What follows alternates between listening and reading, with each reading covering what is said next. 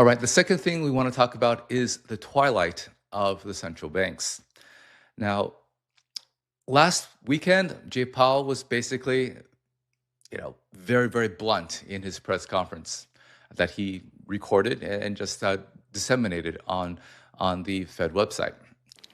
The threat of criminal charges is a consequence of the Federal Reserve setting interest rates based on our best assessment of what will serve the public, rather than following the preferences of the president.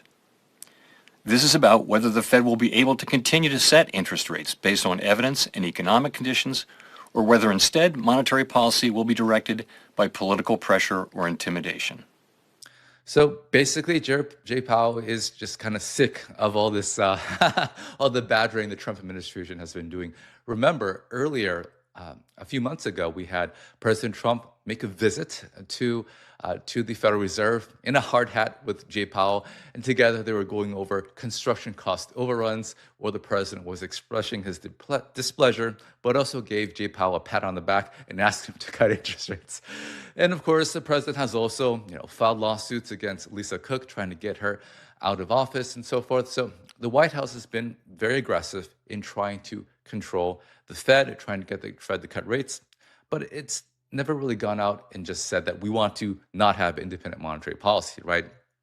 Everyone at the Fed there, at the White House, would just say, we love independent monetary policy. It's great. By the way, we would like to have control of the Fed, and we would like the Fed to cut interest rates. So it's very obvious what they're trying to do. And Jay Powell basically just out in the open said that the president is trying to control the Fed. This is what this is really about. And he's trying to build support to see if people can stand up with him. Now, there's reporting that suggests that Jay Powell was basically calling in favors. He has been cultivating relationships with many congressmen throughout the years, and we do see some come out and support him. He also seems to have rallied the troops across the world, where we have a joint statement by many foreign central banks all coming out to support monetary policy independence.